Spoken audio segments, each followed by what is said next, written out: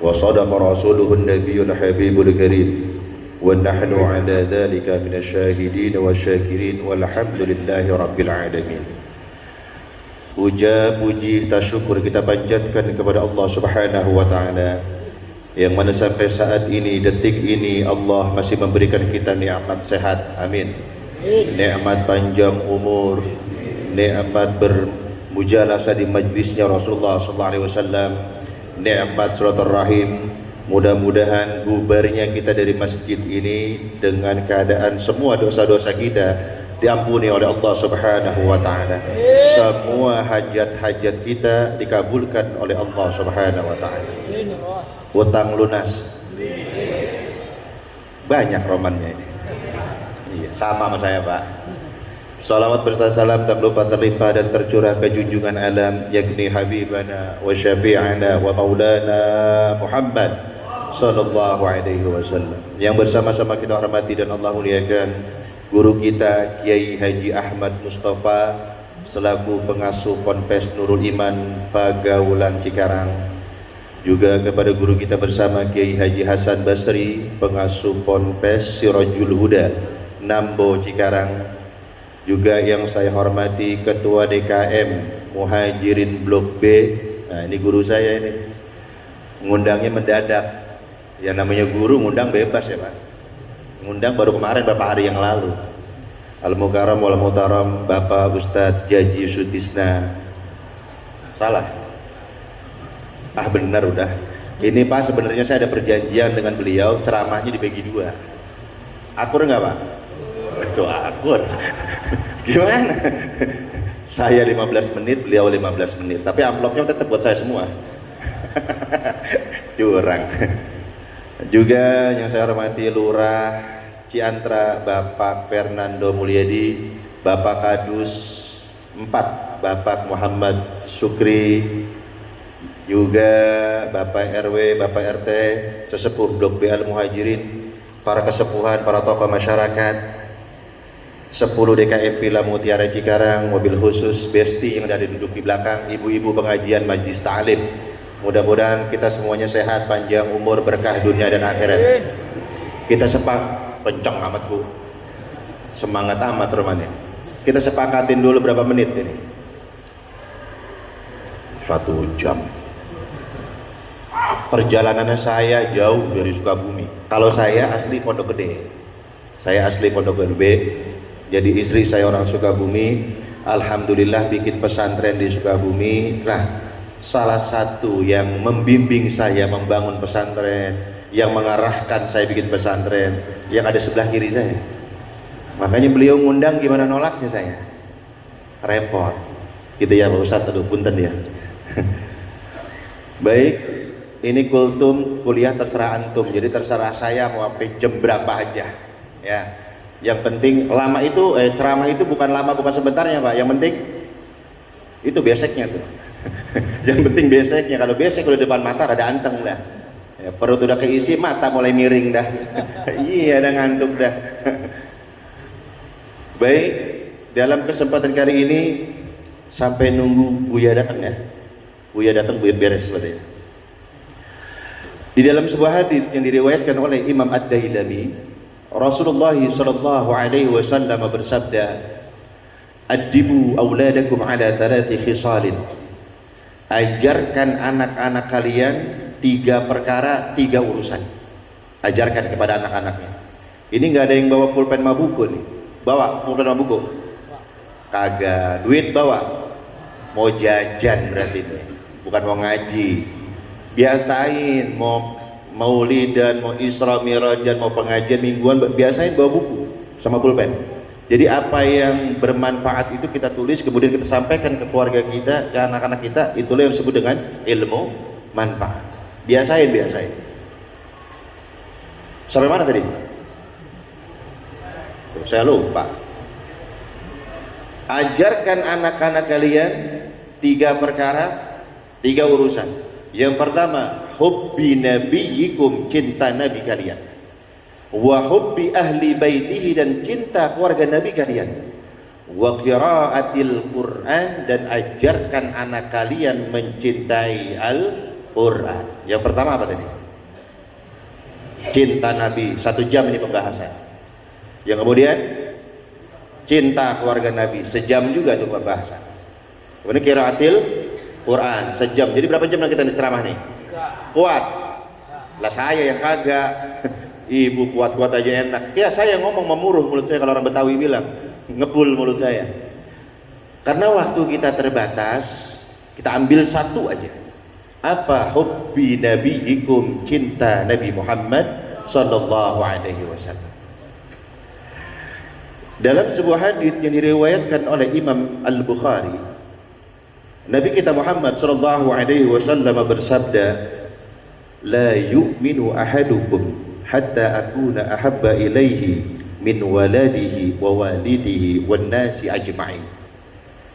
Tidak sempurna iman kalian, kata Rasulullah, tidak sempurna iman kalian sebelum aku lebih kalian cintai dari anak-anak kalian, sebelum aku kalian lebih cintai dari kedua orang tua kalian, sebelum aku lebih kalian cintai dari seluruh manusia. Cinta kepada anak harus, cinta kepada orang tua wajib, cinta kepada sesama umat Islam dianjurkan. Tapi ingat, cinta kita kepada Rasulullah harus jauh lebih besar dari apapun dan kepada siapapun. Karena cinta kita kepada Rasulullah harus di atas segala cinta. Paham? Pak, saya nanya, paham? Yang paham boleh pulang duluan. Nah, saya mau ngajarin yang belum paham.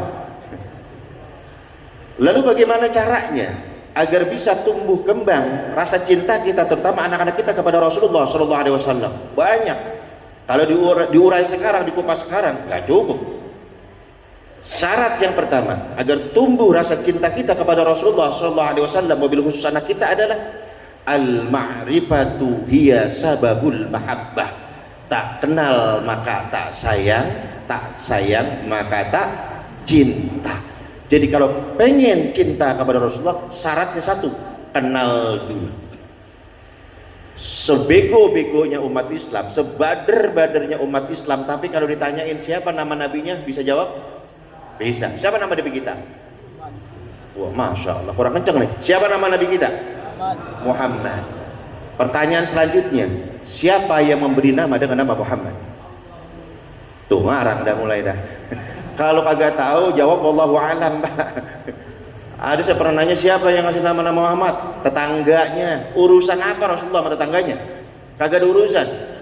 Dua riwayat, yang pertama mengatakan adalah ibunya, tapi riwayat sahih yang kuat mengatakan kakeknya yang memberi nama dengan nama Muhammad. Siapa nama kakeknya? Nah ini, saya mau lapangin dikit. Kita itu sering salah. Bukan Abdul Muthalib, bukan, ya. Abdul Muthalib, toknya pakai tasdid, bukan lam, salah. Jadi bukan Abdul Muthalib, bukan, tapi Abdul Muthalib. Siapa, Pak? Saya kalau ngaji itu saya biasakan jamaah begini. Kenapa? Biar paham. Karena saya nggak mau jauh-jauh dari Sukabumi kemari, nggak ada yang dibawa pulang ilmu manfaatnya. Saya nggak mau. Saya capek, Pak. Ditambah lagi kurang enak badan.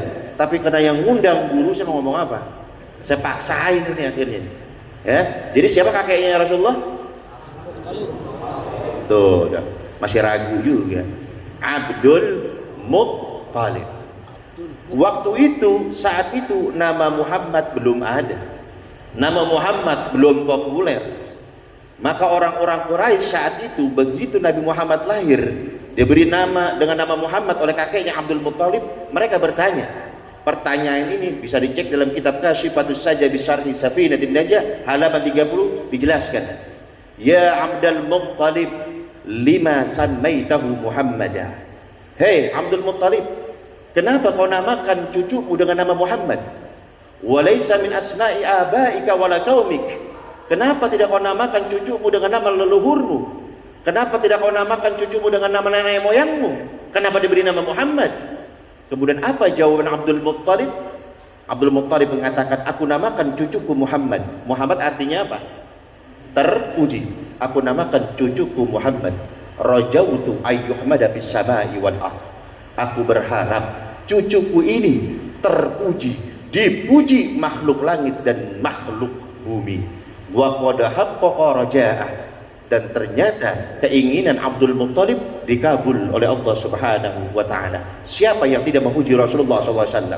Para sahabat yang memuji, musuhnya juga ikut memuji, seluruh orang ikut memuji Rasulullah SAW. Bahkan Allah sendiri ikut memuji Nabi Muhammad. Wa innaka la'ala khuluqin azim. Hebat engkau punya adab, punya akhlak wahai Muhammad. Paham Pak? Apa? Itu aja yang tadi. Udah biar cepat beres gitu Pak ya. Kalau saya tanya apa, yang tadi Pak Ustadz bilang, udah gitu aja. Jadi ternyata nama Muhammad terpuji itu keinginan Abdul Muttalib agar Nabi Muhammad ini diagungkan. Kalau di alam langit itu namanya Ahmad Pak. Nabi Muhammad bukan Muhammad. Di makhluk langit terkenalnya Ahmad, di makhluk bumi terkenalnya Muhammad. Namanya dua-duanya sama, artinya terpuji semua. Ini pelajaran buat kita. Ngasih nama jangan sembarangan ke anak, karena nama adalah doa. Dalam hadis Bukhari dikisahkan Pak, Masya Allah, ada seorang sahabat yang bernama Haznun bin Wahab. Haznun bin Wahab. Siapa Pak? Biar kita yang biasa nyebut nama orang-orang soleh, janganlah tiktokan mulu yang nyanyi kagak. Haznun bin Wahab. Haznun ini artinya ribet. Haznun artinya sedih, repot, susah. Itu arti haznun. Datang ini sahabat, jumlah sahabat Nabi 124.000 orang. Nabi tidak semua mengenal sahabatnya. Begitu datang menemui Rasulullah, ditanya oleh Rasulullah, "Masmuk, siapa nama kamu?" "Haznun ya Rasulullah." Haznun artinya apa tadi? Ribet, sedih, repot. Ditanya namanya, "Siapa nama kamu?" "Haznun ya Rasulullah." Haznun. Rasulullah kaget. "Bal ismuka Sahlun." Nama kamu jangan Haznun, Sahlun, mudah, lancar, aman, tentram, sentosa. Disuruh rubah namanya oleh Rasulullah. Nama kamu itu Sahlun, bukan Haznun. Orang ini dengan sahabat Haznun ini mengatakan, "Ya Rasulullah, Haznun itu pemberian nama bapak saya. Sampai kapanpun saya tidak akan merubahnya." Nah ini si kakek ini punya cucu namanya Sa'id ibnul Musayyib. Cucunya cerita, gara-gara kakek saya tidak mau merubah namanya, kehidupan keluarga kami diberikan kesusahan terus-terusan oleh Allah Subhanahu wa taala. Gara-gara apa tuh? Gara-gara nama. Makanya punya nama yang saya pernah diundang di Pondok Gede, acara akikah Pak. Begitu saya di panggung begini, saya tanya, "Siapa nama anaknya?" "Blanyo." Waduh, Blanyo. Sampai Blanyo itu apa? Di Arab enggak ada, di Inggris tebeng-tebeng. Blanyo itu apa? Itu Blanyo apa itu? Jadi begini Pak Ustadz, anak saya lahir pas final bola Piala Dunia antara Belanda PS Spanyol. Brojol anak saya namain Blanyo. Lah mending bule hitam, lu udah kagak ada pantas-pantasnya udah dinamain Blanyo. Terus gini Pak, di dalam sebuah hadis yang diriwayatkan oleh Imam Abu Dawud, Rasulullah pernah bersabda, "Innakum tud'auna yaumal qiyamati bi asma'ikum wa asma'i abaikum." Sesungguhnya nanti kalian di hari kiamat akan dipanggil dengan nama-nama asli kalian oleh Allah.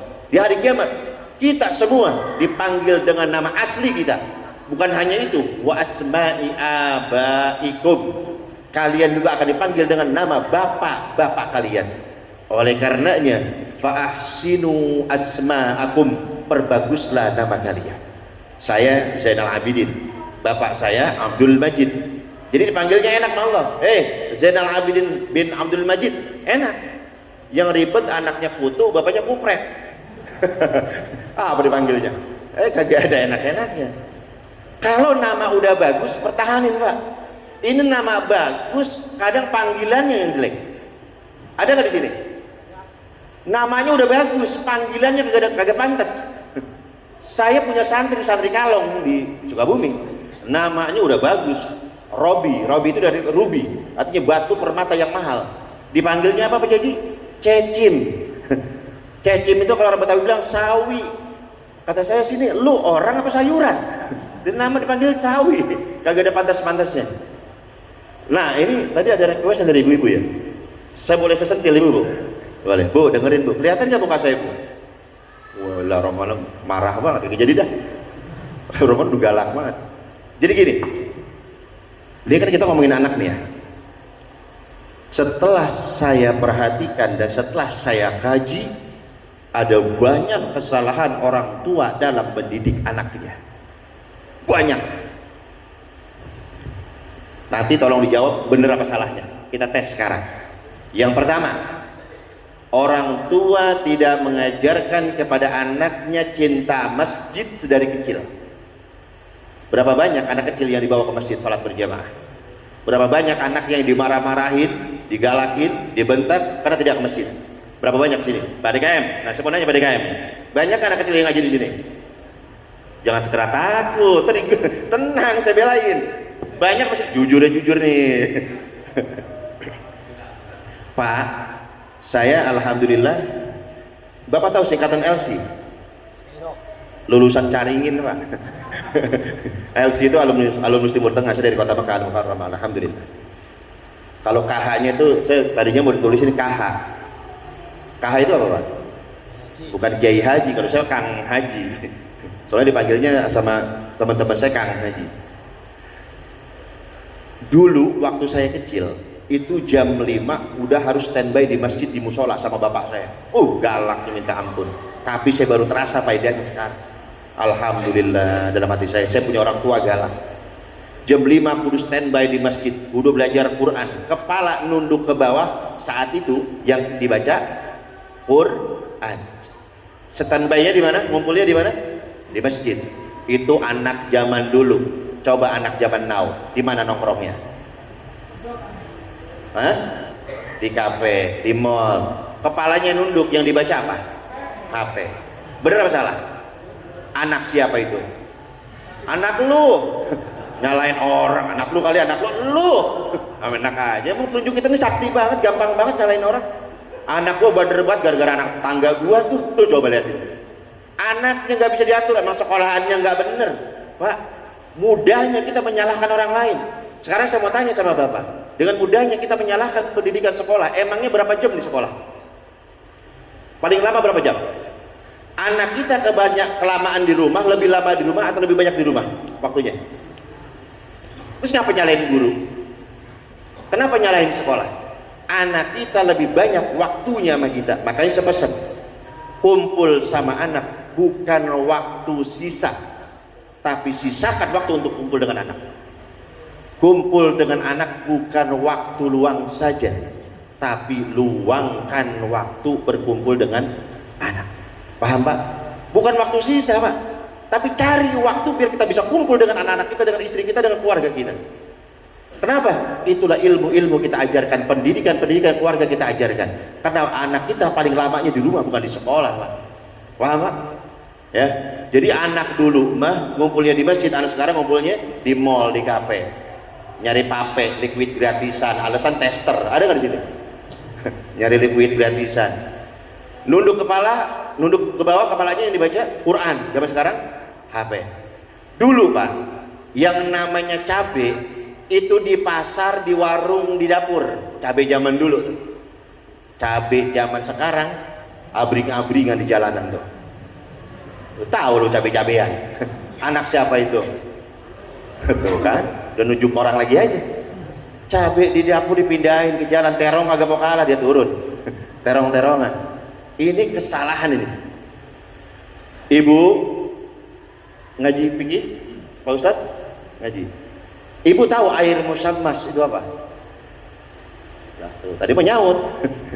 Ibu tuh mulai kayak nyaut dah. Dia takut ditanya. Air, kalau kita ngaji bab air, ada air namanya air musammas, air yang terjemur matahari. Di dalam madhab Syafi'i hukumnya makruh memakai air musammas, air yang langsung terjemur matahari. Ini misalkan air nih, ini nggak ada halangan apa-apa nih, langsung kejemur matahari sampai keluar busa-busa, maka itu air dipakai hukumnya makruh karena bisa menimbulkan penyakit belang inda Syafi'i, menurut madhab Imam Syafi'i. Jadi air musammas adalah air yang terjemur. Ulang lagi, air musammas adalah air yang terjemur. Zaman sekarang bukan cuman air yang kena matahari, bukan cuman air yang kejemur matahari, banyak dada musammas, bener gak Bu? Banyak paha-paha musammas, bener Bu? Banyak ketek-ketek musammas, banyak pala-pala rambut-rambut musammas yang kena matahari. Banyak nggak? Banyak apa sedikit Pak? Tolong jawab Pak, banyak apa sedikit? Nah tuh, saya punya guru namanya Dr. Mun'im, beliau pernah bilang begini, saya bingung perempuan zaman sekarang, dulu yang namanya kerah baju itu di sini adanya, sekarang mah ada di mana?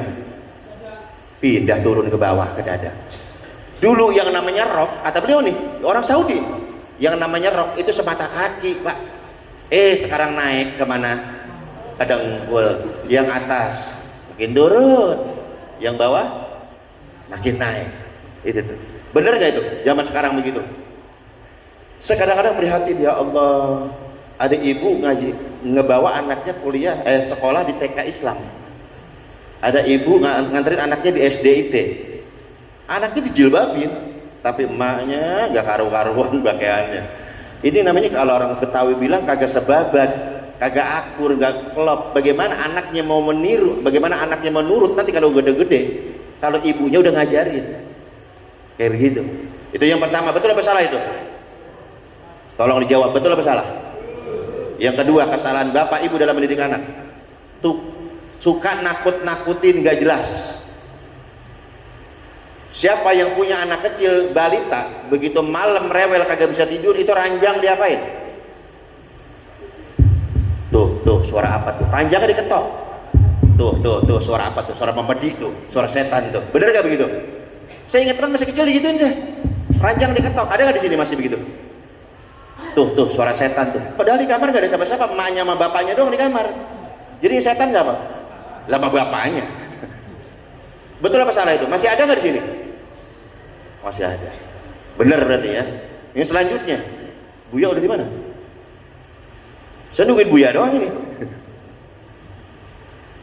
Kesalahan orang tua dalam mendidik anak, tidak mengajarkan kata-kata soleh sedari kecil Pak. Kita itu muji anak cuman sampai pinter doang. Anak kita bangun tidur pinter, anak pinter udah bangun tidur. Anak kita makannya habis, pinter makannya habis. Pulang sekolah pinter, ngerjain PR pinter. Ini ada yang kurang. Apa kurangnya? Soleh Pak. Pak, saya mau nanya, kita kaji santai aja nih. Bapak pernah nanya cita-cita anak Bapak jadi apa? Dari mukanya meragukan semua ini. Kayaknya cuek banget sama anak-anak ini. Nggak ada satupun yang pernah nanya cita-cita anaknya mau jadi apa. Tanya Pak, nah apa cita-cita kamu? Saya pengen jadi pejabat Pak. Biasanya orang tua ngomong begini doang nih. Bagus, Bapak doakan kamu jadi pejabat. Masalahnya titik di situ.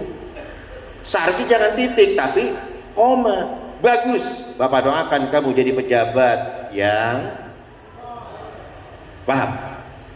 Emang mau Bapak punya anak jadi pejabat dipakein rompi warna oranye tulisannya KPK? Mau nggak? Karena nggak ada solehnya itu. Emang Bapak mau punya anak jadi pejabat rumahnya digerebek warga? Jadi anggota DPR rumahnya diserbu? Mau model begitu? Makanya apapun yang kita sampaikan ke anak kita, kita puji anak kita, pinter, anak soleh, solehnya bawa. Kan Bapak hafal Pak hadis Muslim, Bukhari Muslim, apabila anak Adam mati meninggal dunia putus amalnya kecuali 3. Yang pertama sedekah jariah, yang kedua ilmu yang manfaat, yang ketiga anak yang Rasulullah nggak bilang begini waladun pejabatun, waladun polisiun, tentarayun, enggak, tapi waladun solihun. Soleh itu umum. Nah, bapak ibu tidak peduli kamu besar nanti jadi apa, bapak nggak peduli. Silahkan kamu jadi pejabat, yang penting jadi pejabat yang soleh. Silahkan kamu jadi tentara, jadi tentara yang soleh. Jadi polisi, polisi yang soleh. Itu Pak, paham Pak? Benar apa salah saya tadi? Berarti ada di sini yang nguji anaknya dengan kata soleh? Rubah dari sekarang, pulang ke rumah, anak bapak yang soleh, anak mamah yang soleh. Ya selanjutnya, kesalahan orang tua dalam mendidik anak, suka mendoakan buruk. Saya dengar kuping saya sendiri di sono Sukabumi, bukan di sini. Emaknya kesel banget sama anaknya, bader banget ini anaknya nih.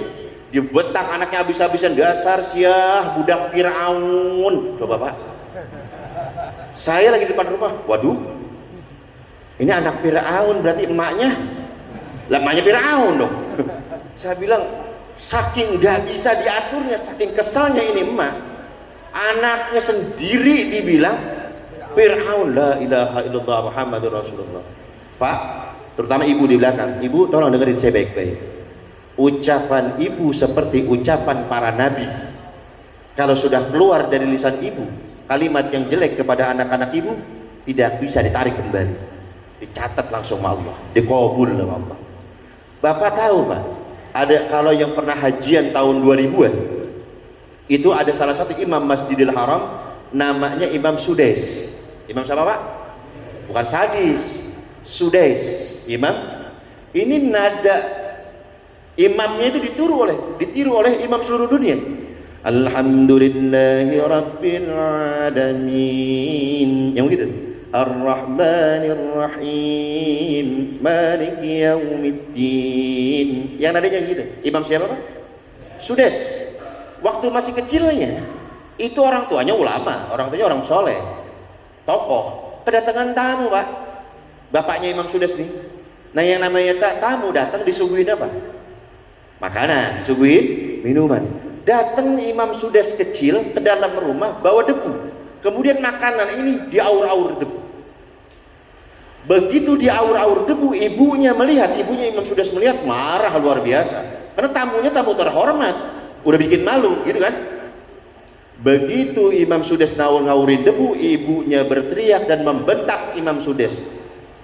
Apa ucapan, apa yang dibentak, apa bentakan ibu Imam Sudais? Ukhruj ja'alakallahu imamal haramain, keluar kamu dari rumah, semoga Allah menjadikan kamu imam Masjidil Haram. Dengerin, marah Pak, Bu, tapi lihat ucapannya apa tadi? Keluar kamu dari rumah, ja'alakallahu imamal haramain, semoga Allah menjadikan kamu imam Masjidil Haram. Jangan dasar lu anak Firaun, wah itu gimana itu? Yang ribet mantar. Paham Pak? Jadi semarah-marahnya bapak, semarah-marahnya ibu, usahakan kalimat yang keluar dari lisan bapak ibu kalimat yang baik. Anak kita bader nih, Ustadz Jaji nih, dasar lu calon wali kota lu, nah gitu kan enak ngomongnya Pak. Enak ngomongnya kayak gitu. Bentar lagi jadi udah di mana? Nggak bisa jawab, jadi bener terserah saya ini udah. Sambil nunggu kiai. Oke, kita pindah bab. Jadi bagaimana caranya agar kita bisa tumbuh kembang rasa cinta kita kepada Rasulullah? Apa tadi? Harus kenal dulu siapa nama nabi kita, siapa yang memberi nama dengan nama Muhammad, siapa nama kakeknya, apa arti Muhammad, dikabulin nggak doanya kakeknya. Ini pelajaran buat kita, ngasih nama anak jangan sembarang. Selanjutnya, untuk menumbuhkan rasa cinta kita kepada Rasulullah SAW, mengetahui nasabnya. Hukum, didengerin baik-baik. Hukum mengetahui, hukum mempelajari nasab Rasulullah wajib. Hukum mempelajari nasab Rasulullah, hukumnya nggak percaya? Cek dalam kitab Nuruz Zalam bisyarhi manzumati aqidatil awam halaman 111 disebutkan, wa yajibu ala kulli mukallafin ma'rifatu nasabihi sallallahu alaihi wasallam min jihati abihi ila Adnan wa min jihati ummihi ila Kilab. Wajib hukumnya bagi setiap umat Islam yang udah balik. Yang depan saya udah pada balik belum ini? Udah tua bangka begini belum balik juga.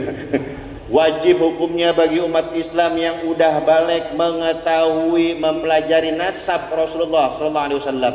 Dari jalur ayahnya sampai ke Sayyidina Adnan, dari jalur ibunya sampai ke Sayyidina Kilab. Hukumnya wajib. Kalau nggak belajar berarti dosa. Sekarang saya mau tanya, belajar nggak?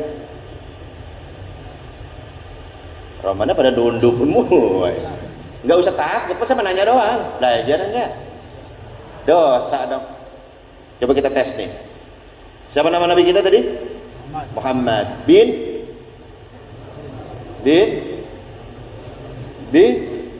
udah makin kemarin makin pelan biasa. Yang awal dong yang kencang emang. Di mana-mana kok Muhammad bin Abdullah bin Abdul Muttalib barusan habis dapat kan. Ngomongnya lancar, pesonanya udah habis. Muhammad bin Abdullah bin Hashim bin Abdi Manaf bin Qusay bin Kilab bin Murrah bin Ka'ab bin Lu'ay bin Ghalib bin Fihr bin Malik bin Nadir bin Kinana bin Khuzaimah bin Mudrika bin Ilyas bin Mudar bin Nizar bin Ma'ad bin Adnan bin Ismail bin Ibrahim alaihi salam. Ulangin lagi Pak. Kata dulu saya ajarin yang tadi aja Ustaz. Jadi kalau yang nggak belajar, udah belajar nggak? Udah, barusan kan kapan saya tahu? Udah belajar udah? Ya, barusan. Berarti gugur dong. Makasih dong ke saya. Lah ini gimana sih? Kan selama ini dosa. Wah bener jamaahnya ini. Oke, selesai. Itu dari jalur siapa? Bapaknya. Sekarang dari jalur ibunya. Siapa nama ibu Rasulullah? Siapa? Siti. Nah ini saya mau koreksi dulu bentar. Siti Aminah. Saya nyari di berbagai macam referensi buku sejarah, saya kagak nemu kata-kata Siti Pak. Itu Siti bodong itu nama. Kagak ada nama Siti, kagak ada. Saya nyari di buku sejarah mana si Siti ini. Ini Siti asal usulnya dari mana? Oh ternyata dia bukan nama Pak. Siti itu dari kata sayyidati. Kalau orang yang terhormat laki-laki disebut sayyidi. Disebut sayyidi, tuanku. Yang mulia laki-laki. Itu kalau laki-laki sayyidi. Kalau perempuan orang yang terhormat sayyidati. Ini dialek orang Mesir senang menyingkat. Ini dialek orang Mesir nih. Orang Mesir kalimat sayyidi disingkat menjadi sidi. Makanya ada sholawatan sidenan. Coba ini Masya Allah saya kagum sama suaranya nih Masya Allah. Kalau bisa mah gak usah ada ceramah, dengerin dia aja nih Pak ya. Enak nih Masya Allah. Aksantum Masya Allah. Luar biasa suaranya. Nanti kalau diundang, saya undang bayar nggak? Bayar lah Kiai. Ya enggak basa-basi doang. Kalau bisa mah gratis. Ada sidanan Nabi? Sidanan Nabi asalnya Sayyidina An-Nabi disingkat jadi Sidna. Nah Sayyidati disingkat jadi Siti. Yang saya khawatir Bu, ini suka main hadrah ya Pak Ustadz Jaji. Ibu-ibu di sini suka nyanyi indung-indung nggak? Pernah nggak? Pernah ya? Nih coba kita bedah lagu indung-indung nih. Ini kita bedah dulu. Ini bahaya Pak. Ini nyangkut iman loh. Banyak orang yang nggak sadar. Coba nanti kita bedah, Bapak baru ngeh ya kita bedah. Bukan di yang pertama, yang keduanya. Dung indung kepala lindung, hujan diudik di sini. Anak siapa? Mata melirik. Itu anak siapa itu? Anak lu udah cepet beres. Yang kedua, duh aduh. Oke, sebentar. Siapa Siti Aisyah di sini? Istrinya Rasul. Sepakat ya? Aduh Siti. Terusin. Mandi di kali. Siapa yang mandi di kali? Saya mau nanya. Siapa yang mandi di kali? Jawab. Sayyidah Aisyah mandi di kali. Wah parah loh. Saya 6 tahun di Mekah kagak pernah nemu kali. Di mana ada kali di sana? Kagak ada ini. Wah kacau ini saya bilang. Ini lagu berkaitan dengan menghina para sahabat nih. Aduh Siti Aisyah mandi di kali. Terusin. Tidak sembahyang. Siapa yang sembahyang puasa itu? Sayyidah Aisyah, istrinya Rasulullah. Enggak sembahyang. Ya Allah. Enggak puasa. Terus apa lanjutannya? Apal mama bener. Di alam kubur. Siapa? Lah kalau Siti Aisyah istri Nabi di alam kubur disiksa, lah apalagi mama Siti yang di belakang kono. Habis dia injek-injek pisan sama malaikat. Siti Aisyah juga siksa lagi lu. Ya Allah, salah bener itu. Pak, saya mau ingatkan, ada satu aliran sempalan dalam Islam yang sangat membenci para sahabat Nabi, yang sangat membenci istri-istri Nabi. Cuma satu yang mereka cintai, siapa? Sayyidah Khadijah saja. Yang lainnya dikafirkan, termasuk Sayyidah Aisyah dikafirkan. Aliran itu adalah Syiah. Hati-hati kalau mereka itu, Masya Allah. Kata Rasulullah SAW mengatakan, kalau seandainya kalian bersedekah sebesar gunung Uhud, kalian tidak akan pernah bisa menandingi kebaikan sedikit pun dari para sahabat. Tidak bisa. Apalagi istrinya Rasulullah, yang tadi bapak bilang, yang bapak tuduh mandi di mana? Mandi di kali. Yang tadi bapak tuduh kagak sembayang, yang tadi bapak tuduh kagak puasa, di alam kubur disiksa. Itu Rasulullah dalam hadis Ibnu Hibban mengatakan, anti zaujati fid dunya wal akhirah. Aisyah, kamu itu adalah istriku di dunia maupun di akhirat. Rasulullah masuk surga masuk neraka Pak? Rasulullah. Hei, saya nanya, Rasulullah masuk surga masuk neraka? Kata Rasulullah, Aisyah, kamu adalah istriku di dunia dan di akhirat. Berarti kemana tuh Sayyidah Aisyah? Surga. Makanya Bu, besok ganti Bu, jangan Siti Aisyah namanya Bu. Apa dong? Siti Majentot lah, apalah. Rubah, jangan Siti Aisyah, jangan. Bahaya. Kalau ibu udah tahu masih dipakai juga, itu sama saja menghina Sayyidah Aisyah. Sedangkan ketika Rasulullah pada tanya, ya Rasulullah, siapa orang yang paling kamu cintai? Ya Aisyah yang paling aku cintai. Ibu tuduh kagak sembayang, ibu tuduh kagak puasa, ibu tuduh dikubur disiksa lah. Terus yang buat anak Adrah, bentar maaf, mumpung ingat ya, mumpung ingat. Jangan pernah memanjangkan kalimat sholli, karena udah mau bernada, udah bagus, Allahumma sholli, itu nggak boleh. Barang siapa yang memanjangkan kalimat sholli amidan sengaja, faqad kafara, dia kufur. Kenapa? Sholli itu adalah mudzakkar. Kalau sholli dipanjangin itu buat muannats, maka sama saja mensifati Allah dengan sifat perempuan. Jadi usahakan sholawat manapun ya, shollinya pendek, Allahumma sholli wasal langsung, jangan ada panjang. Itu dimana? Kalau nggak percaya buka dalam kitab Syararatibul Haddad, zikir yang kelima kayak gitu ya. Jadi yang pertama kita belajar siapa namanya, kemudian turunannya. Siapa tadi nama bapaknya Pak? Udah panjang banget, udah kepanjangan. Ibunya belum beres ya. Aminah, jangan pakai Siti deh. Kalau mau pakai Sayyidah Aminah bin Wahab bin Abdi Manaf bin Zuhrah bin Kilab. Nah sampai situ udah gugur. Jadi bapak-bapak, ibu-ibu sekarang kagak dosa. Alhamdulillah. Yang terakhir nih, saya bilang bapak udah beres. Gimana? Dari tadi lagi di jalan mulu. Ini muternya kemana? Aduh. Oke, lanjutin aja. Nih, udah apa gimana? Terus kemana? Terus sama sementok sono. Lalu, bagaimana caranya agar bisa tumbuh rasa cinta kita atau anak-anak kita kepada Rasulullah SAW? Cara yang terakhir, cara yang berikutnya adalah mengajarkan atau menceritakan mukjizatnya Rasulullah SAW. Anak-anak kita itu Pak senang yang aneh-aneh Pak. Makanya anak kita kenapa demen Upin dan Ipin itu? Rambutnya cuma atu begitu doang tuh. Unik tuh, dia resep. Makanya anak-anak kita panggil. Saya suka anak saya tuh kalau bawa mobil tuh, sini, Papa punya cerita, Abi punya cerita. Dulu sahabat Rasulullah begini, dulu Rasulullah tuh begini. Saya ceritain. Oh hebat ya Pak Rasulullah. Iya dong, hebat ya Bi, hebat. Bapak juga kudu begitu. Salah satu kehebatan Rasulullah adalah bentuknya mukjizat. Ulama mengatakan, Imam Suyuti mengatakan, Nabi Muhammad aktsaru rusuli mu'jizatan. Nabi yang paling banyak diberi mukjizat, Nabi kita Nabi Muhammad SAW. Paling banyak. Imam Baihaqi disepakati oleh Imam Az-Zahidi, beliau mengatakan balaghat alfan, mukjizat Rasulullah 1000. Berapa mukjizat Rasulullah? Imam Nawawi dalam Syarah Muslim mengatakan tazidu ala alfin wa mi'atain.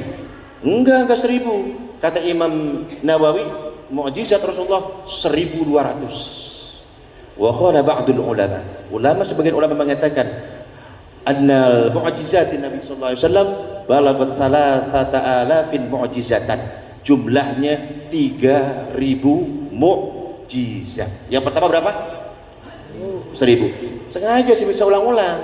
Ini mata udah tensinya udah mulai turun ini. Mata. Yang pertama berapa jumlahnya? 1. Yang kedua? 200. Yang ketiga?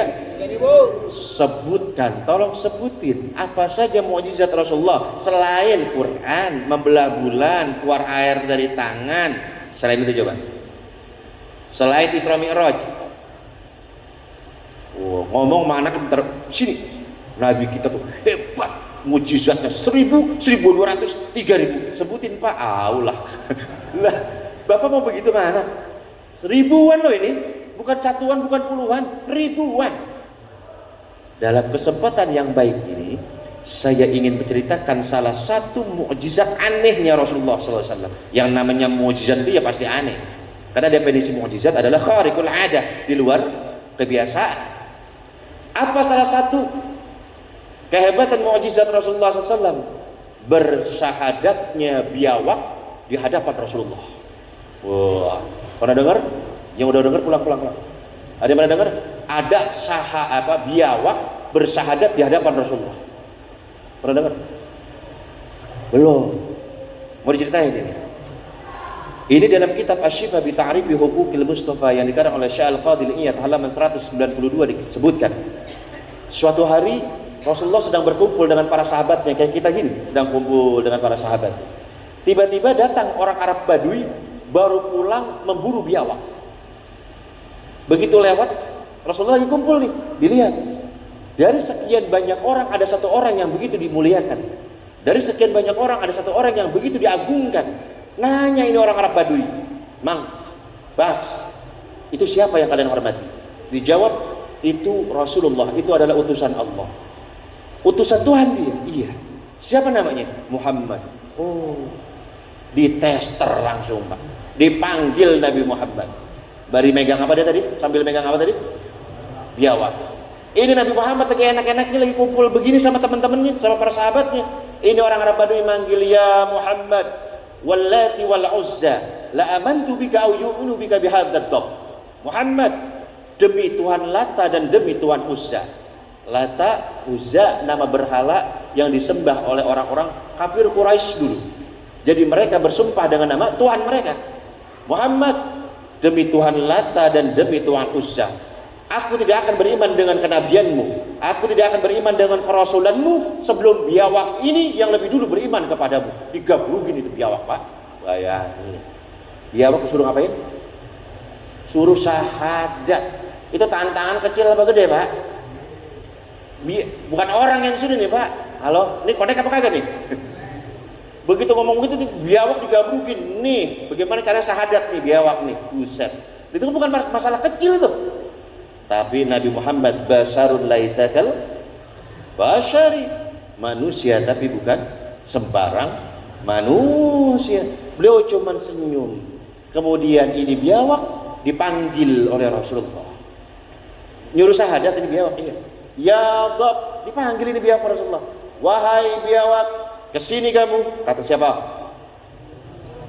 Fa'ajabahu bilisanin mubin. Ini biawak menjawab dengan jawaban yang sangat-sangat fasihnya. Apa kata biawak? Labbaik wa sa'daik ya Zainab man wafal qiyamah. Apa katanya Pak? Nih saya jelasin nih. Ini kan biawak dipanggil nih sama Rasul nih. Dipanggil. Hei Dhab, Dhab artinya biawak. Kesini kamu. Nyaut nih si biawak nih.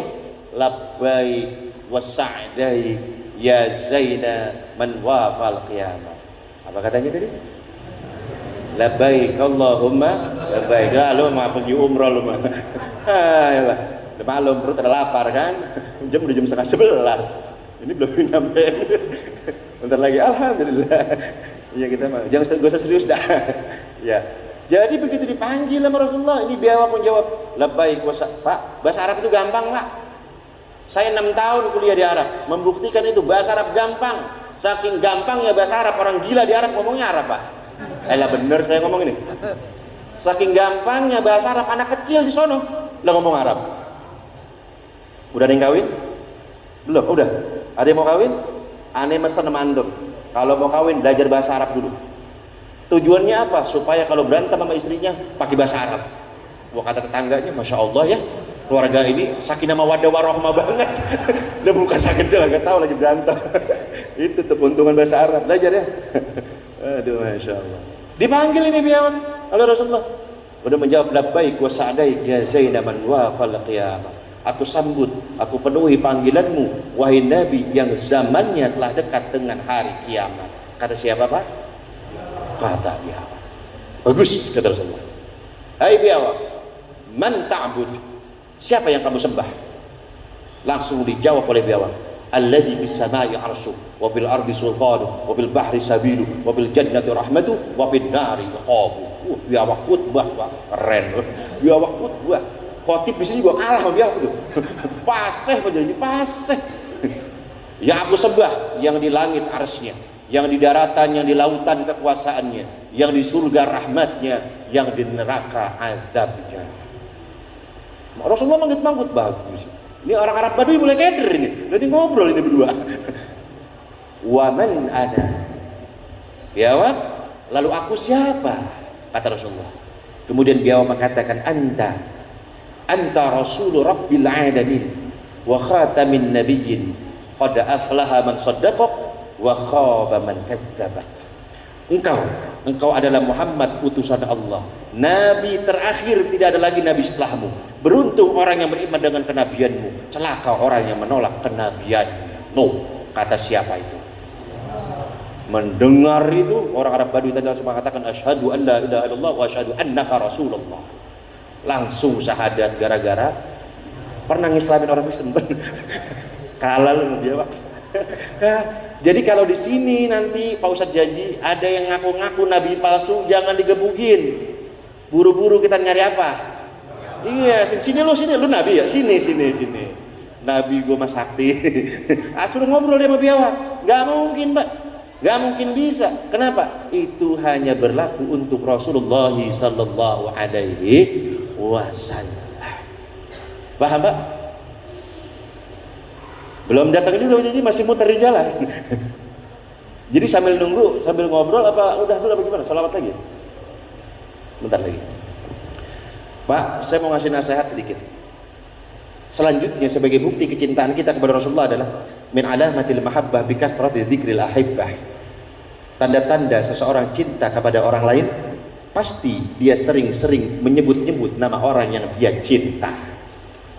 Kalau kita cinta kepada Rasulullah, maka sudah seharusnya, sudah sepatutnya kita harus sering-sering menyebut nama Rasulullah. Bukan cuma namanya Muhammad, bukan begitu. Lo kenapa sih gue cinta sama Muhammad? Bukan Muhammadnya, tapi sholawat. Ini bukan buat bapak lah, buat anak-anak muda. Anak-anak muda dengerin. Tahadus bin ni'mah.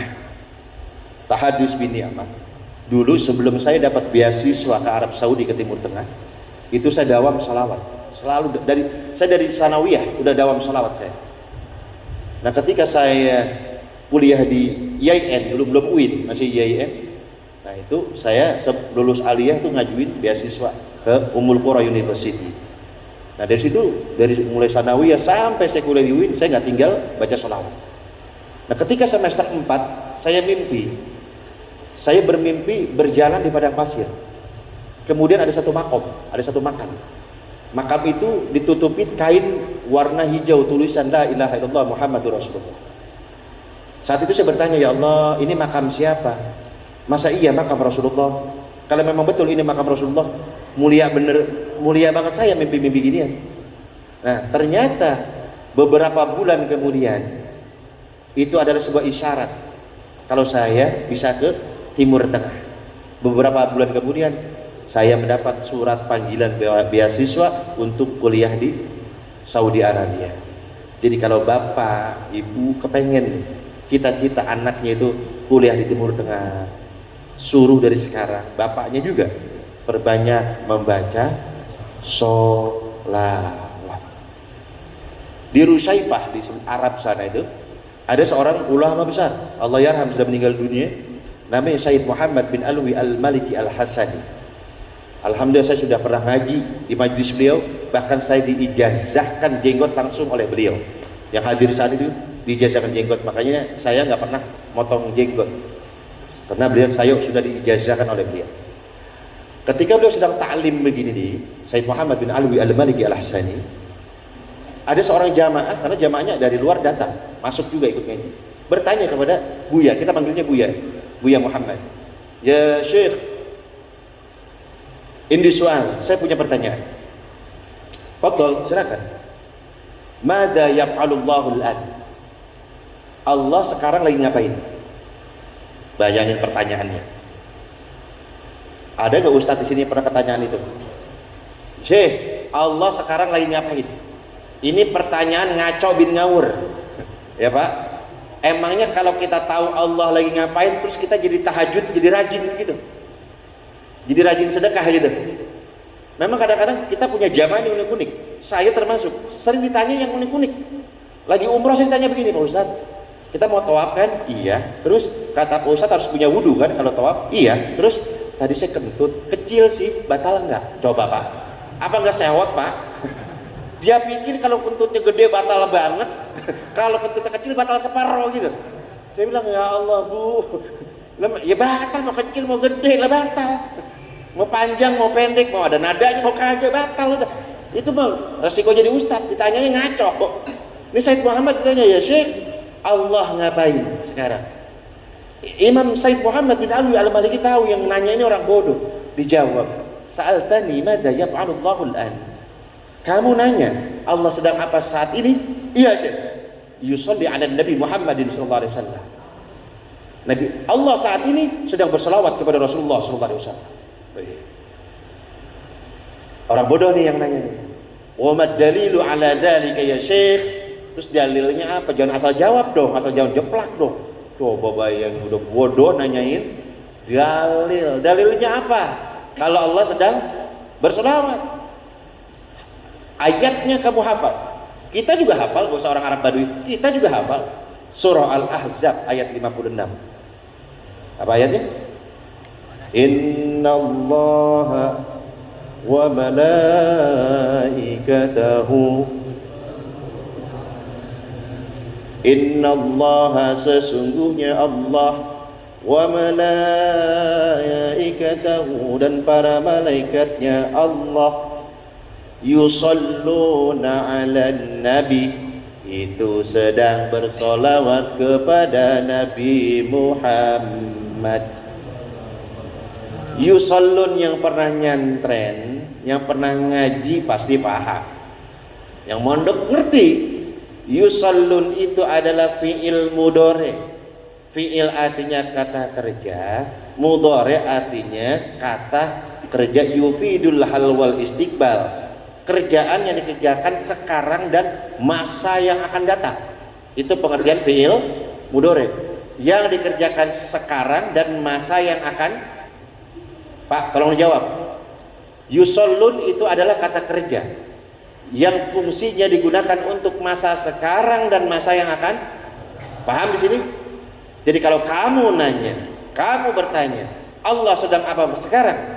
Jangankan sekarang, Allah sekarang dan sampai hari kiamat nanti bersolawat kepada Rasulullah sallallahu alaihi wasallam. Allah aja bersolawat, Rasulullah apa? Malaikat aja bersolawat. Ya ayyuhalladzina amanu, hei yang ngaku-ngaku iman, sallu alaihi, kamu juga harus baca sholawat. Paham? Minimal ahlan wa sahlan wa marhaban bihuduri syekhina, ahlan.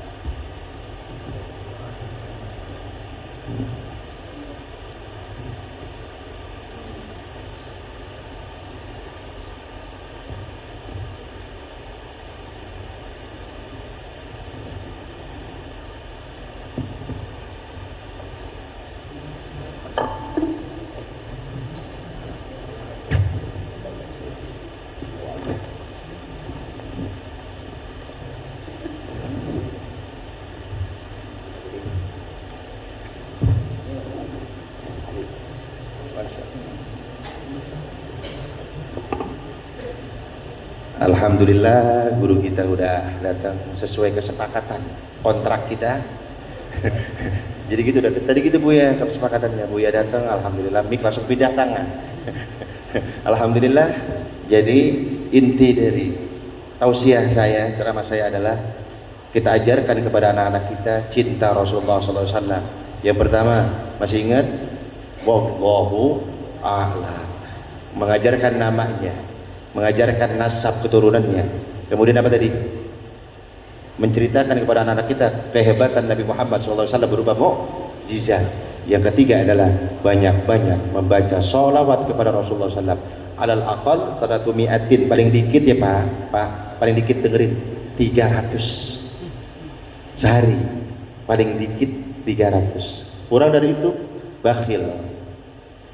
Jadi dalam kitab Jala'ul Afham bi Sholati Wassalam yang ada Muhammad yang khairil anam disebutkan paling sedikit 300. Jadi nggak harus duduk begini Pak, enggak, silakan sambil jalan Bapak, sambil bawa motor, sambil bawa mobil, sambil kerja. Allahumma sholli ala sayyidina Muhammad wa ala ali sayyidina.